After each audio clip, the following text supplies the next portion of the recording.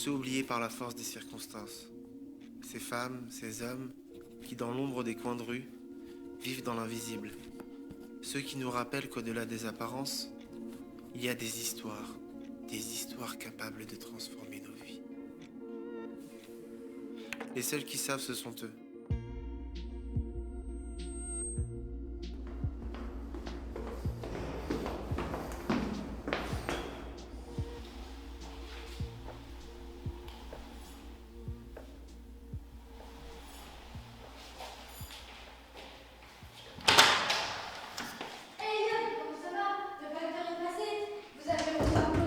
Vous avez des nouvelles de la voisine? Il fait froid dehors, vous devriez vous ouvrir. Merci.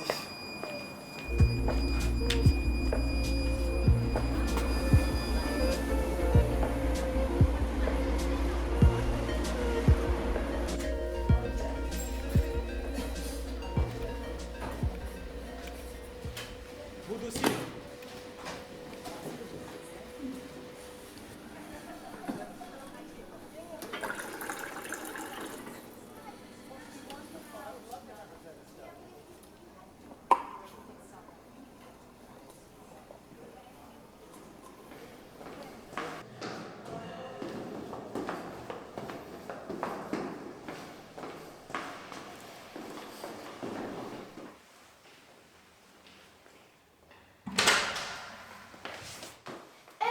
J'ai pas ton temps, petit.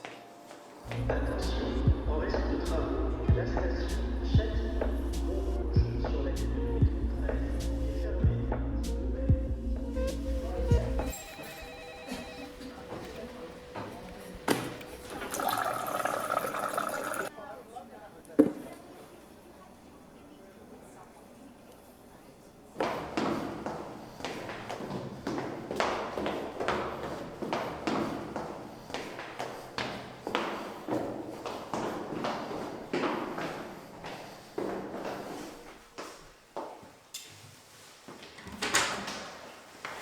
Hey Elliot, j'ai une surprise pour vous. Devinez ce que j'ai dans les mains. J'en sais rien. Allez, devinez. Bon, tu me montres? Je nous ai acheté des pains au chocolat. Non, j'en veux pas. Mais mange-les, toi. Bon, j'insiste pas.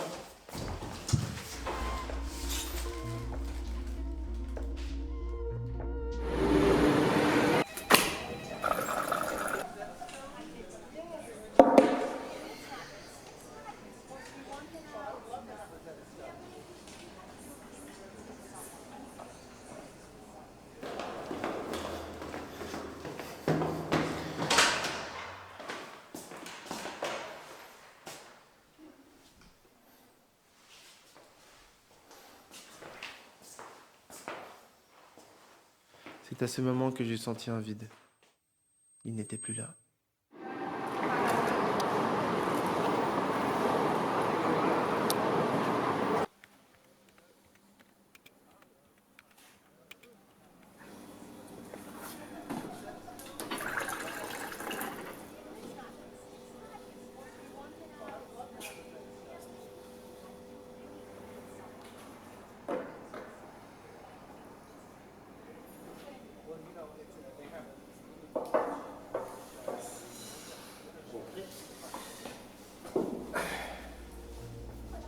Comment ça va?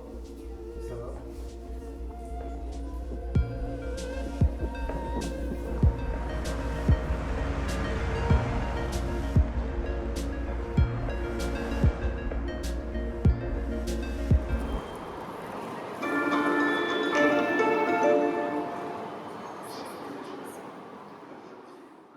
Alors que j'étais à la gare, j'ai pensé revoir celui que j'avais perdu. Prendre conscience de son absence, c'était réaliser l'importance de sa présence. Mais ce n'était pas lui. C'est ainsi que j'ai débuté ma quête. Je tendis ma main à ceux pour qui je ne prêtais qu'inimitié. Je n'avais jamais pris le temps pour les autres. Jamais pris le temps d'observer, d'apprendre, d'écouter. Sans en être conscient, j'aimais bien ce petit. Sa disparition m'a exposé à de nouvelles pensées, de nouveaux sentiments. Puis j'ai commencé à remarquer les autres, J'ai décidé de leur donner de mon temps, ce que je n'avais pas fait pour lui. Et finalement, ils m'ont donné davantage.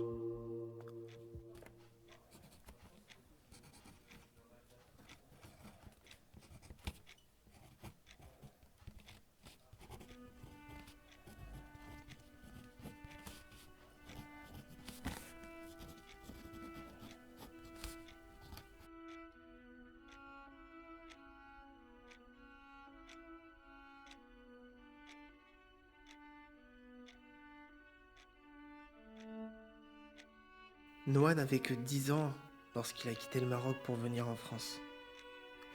Étant orphelin, son seul parent était son oncle, qui le maltraitait. Mais la violence devient rapidement lassante pour celui-ci.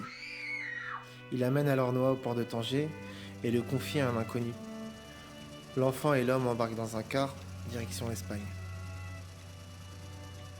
Une semaine après son départ, Noah arrive en France. La malchance l'a suivi jusqu'ici. 10 ans. Noah n'avait que 10 ans quand on l'a enrôlé au sein d'un réseau pédophile.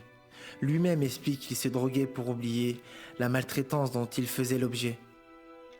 Les mois passent. Noah et d'autres jeunes réussissent à s'enfuir. En se libérant de ce colis de misère, ils se condamnèrent à l'errance et à la pauvreté.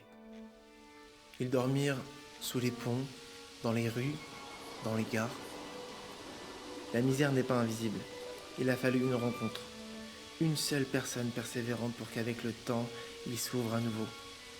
Aujourd'hui, il a enfin une famille d'accueil et des frères avec qui il a noué une relation très forte.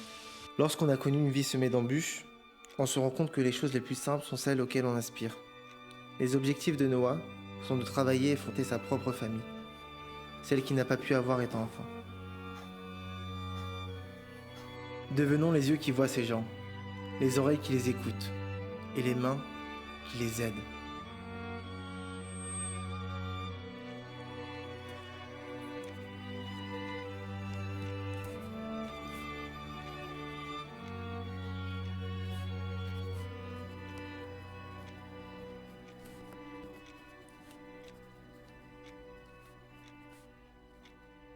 D'un côté, il y a ceux qui ont des histoires poignantes à raconter, et de l'autre, ceux qui sont prêts à les écouter.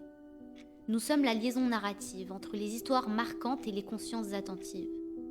Nous souhaitons un monde où la mobilisation n'est pas seulement une expression. Nous avons décidé de médiatiser ces histoires afin de mobiliser, et nous croyons qu'une façon de considérer, c'est d'écouter. L'écoute et la mobilisation, ce sont les clés pour tisser la toile que nous voulons créer. Les fils en constituent de multiples histoires, toutes originales. Alors suivez-nous au fil de la toile.